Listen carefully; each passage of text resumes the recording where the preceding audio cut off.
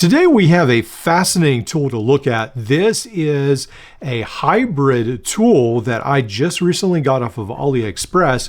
It is pretty much a cheaper version of the SOG Power Access.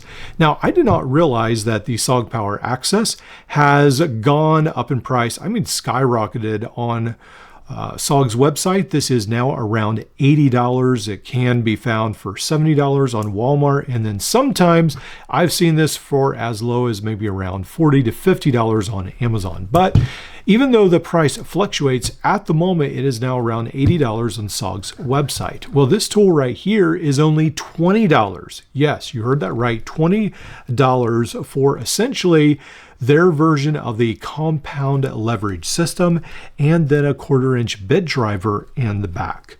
That is pretty awesome. Now we'll get into that a little bit more detailed. We'll look at some more features, but let's do an overview first. On the plier side, there are the cutters. Then there is this 1/4-inch bit driver. One of the things you get with this is a pouch. This is one of the cheapest pouches I have seen. Yeah, pretty much the consistency. Well, I'm not sure if it's as durable as duct tape, to be honest. It is very, very cheap. You do get some extremely cheap bits with this $20 tool. Then you fit it in like so, and it actually looks like it would probably work pretty good by the time you clamp down on it. If you get this in right, yeah, it does seem to be a fairly useful screwdriver at the end. Now, even though it is doable, I do find it a little bit hard to get used to using it at the end. I find myself almost wanting to like let up on the handles when I turn it, and then the bit can have an issue to fall out. That's not on this tool, but I'm just saying on SOG's tools in general, it can be a little hard to get used to this system, but it does seem like it would work pretty much like SOG's system. Already we are seeing that the tooling on the end, I don't know if you can see that or not, but it's a lot rougher than SOG's. Essentially, it just looks like they took this out of the mold and didn't really clean it up any. On this tool, it's a very unique structure because one of the things that we usually know about SOG is they have outside tools usually. Now, sometimes like with the SOG, the Telus, they went ahead and they had some outside tools and they had some on the inside. Well, this tool right here, sort of the whole design structure makes it conducive to have outside tools because you have these big gaps in the handle. You don't have that much of a frame. Well, they decided to have all the tools on the inside. That's very different. And then not only that, but they decided to have huge gaps in between them. Notice that with the SOG, there are a lot smaller gaps, but with this tool, they are very large spacers in between these. So you could pretty much not double, but you could definitely, well, almost double the tool's implements and just have very thin washers in between. But you do get this file. It doesn't look too bad. The file doesn't. A Phillips screwdriver. This micro screwdriver is, yeah, pretty bad. The edges are very, very rounded. I don't think that's going to be very useful. Perhaps, I hope, but it's not even well defined. The knife will be pretty small, just like the SOG Access, Power Access is. A knife that's one of the weak points in the SOG Power Access, that it has a very thin knife, and this one copies that feature. A short saw, another rounded screwdriver. Not a huge fan of these rounded tips. It is only $20, but still. Then there is this can opener of sorts, bottle opener.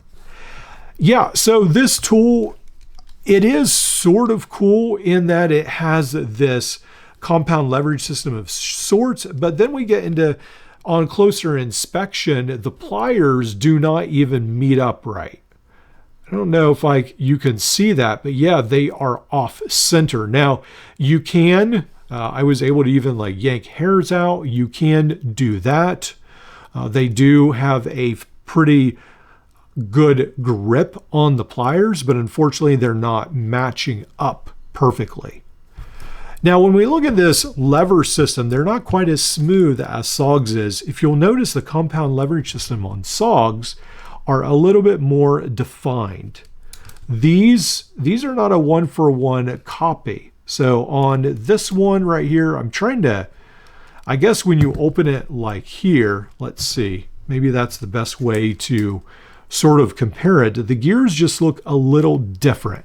On the SOG's, pretty much, if I can focus on that interior, they almost fit together pretty good, almost like a puzzle piece.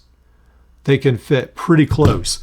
So with this one right here, there we go. I feel like there's a little bit more gaps. I don't know. It just does not seem like this is as smooth as the original SOG. It's close, but not the same. One of the other fascinating features I noticed is they actually added this reinforcing strip right here. Now, SOG does not have that. They just rely on their frame. And both of these have this piece of metal to combine it. They both have pivots here, lower down. So it's pretty much very similar. But on this tool, they made it so that it sticks out from the plier head, and then I guess they could add some more tools, which I don't know if they would have needed to do if they had just made these washers smaller, brought everything together, and then they could have actually had a slimmer tool, because this tool will actually be, it will actually be a little thicker than the SOG Access. Now it is a lot thinner, a lot smaller than the Deluxe, but it is still a little bit bigger. It's actually in between the SOG Power Access and SOG Power Deluxe. Now, the other thing is the locking mechanism. One of the things that I find fascinating is how these Chinese companies decide to get their lock. Now, on this one, they have gone with a very narrow groove, which maybe makes sense because there's not as much room for it to wiggle. I know in the past there has been a lot of movement when you lock these up, and when that's narrow, it sort of grabs it. Now on the SOG, for instance, I think if I remember right, there is a fairly large, look at that huge notch. And then it fits in there, and you have to be fairly careful machining that for it to fit that whole notch.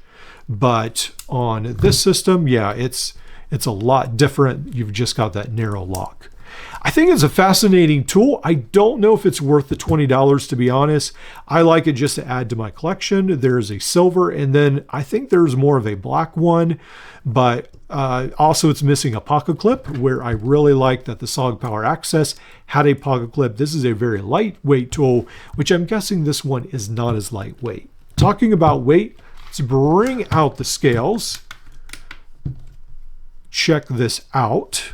All right, so 6.2 ounces is what I'm recording for the SOG Power Access, and then 7.5 ounces, so that's not too bad for this copy. It's not quite as light, but it's still a lot lighter than most of the tools we get from overseas. So around 213 grams, where this one will be 175 grams.